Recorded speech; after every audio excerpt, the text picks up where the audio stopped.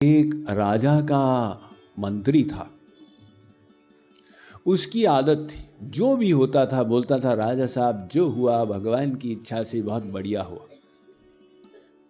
और राजा वो भी बोलता हाँ हाँ बहुत बढ़िया बहुत बढ़िया। अब वो राजा मरा, उसका बेटा राजा बना। तो बेटा आधुनिक विचारधारा का था, उसे डाउट था पता नहीं ये भगवान है कि नहीं। अब बाबा लोग बोलते हैं होगा, शायद नहीं होगा। और कुछ होता था मंत्री फिर से बोल देता था जो हुआ भगवान की कृपा से अच्छा हुआ। एक दिन राजा अपनी तलवार को साफ कर रहा था। साफ करते करते उसकी 2 उंगलियां कट गईं। अब उंगलियां पहुंची नीचे। मंत्री ने कहा राजा साहब आपकी उंगली कट गई है, चलो जो हुआ भगवान की इच्छा से ठीक अच्छा ही हुआ। राजा का टेम्परेचर तो 100 को क्रॉस कर गया कि ये मंत्री, मैं इसकी जबान खींच दूं, मेरी उंगलियां कट गई, ये कहता है भगवान ने बड़ा अच्छा किया। सिपाहियों को पकड़ा, बुलाया, ले जाओ इसको जेल में बंद कर दो। अब बेचारा राजा अगले सप्ताह 2 उंगलियां माइनस शिकार करने गया जंगल में। इधर गया उधर गया, भटक गया, रास्ता भूल गया। वहां जंगल में कुछ डाकू लोग रहते थे। ये डाकुओं में भी श्रद्धा होती है। श्री कृष्ण कहते हैं तामसिक श्रद्धा, राजसिक श्रद्धा, सात्विक श्रद्धा। तो डाकुओं की अपनी श्रद्धा होती है। वो डाका डालने से पहले काली मां को भोग लगा के जाते। तो उनको बलि देनी थी। एक पुरोहित को बुलाया हुआ था। पुरोहित ने कहा आज नर बलि होगी, चलो एक नर को पकड़ के लाओ। तो ये गए, उनको राजा मिला। उनने कहा हट्टा कट्टा मनुष्य, चलो इसको पकड़ लो। राजा को ले आए।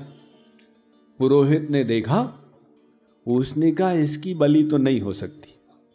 क्यों? ये अंग भंग है, 2 उंगलियां कटी हुई, छोड़ दो इसको। तो डाकुओं ने छोड़ दिया राजा को। जान बची लाखों पाए। राजा भागा वहां से।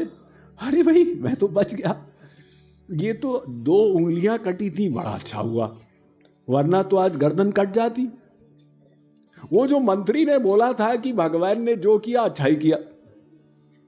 तो वापस जाके उसने कहा भाई मंत्री को छोड़ दो जेल से। मंत्री को दरबार में लाया गया।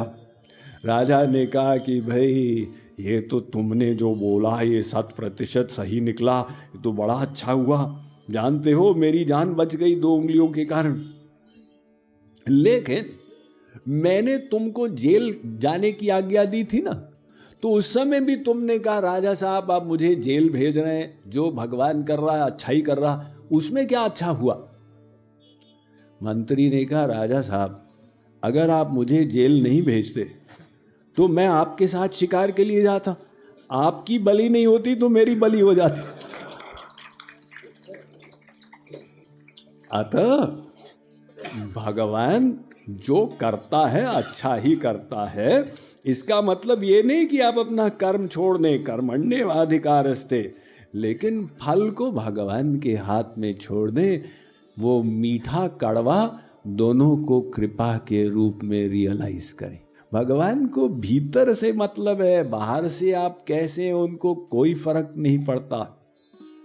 वो हमको अंदर से सद्गुण संपन्न दैवी गुण युक्त बनाना चाहते, और हम लोग अनादिकाल से संसार आसक्त। तो भगवान भी क्या करे, जब तक थोड़ा कष्ट नहीं देंगे वो अंदर के सद्गुण आएंगे कैसे? इसलिए भगवान हमारे जीवन में कष्ट, परेशानी, चिंता, शोक भी भेजते हैं, लेकिन हमें विचलित नहीं होना है।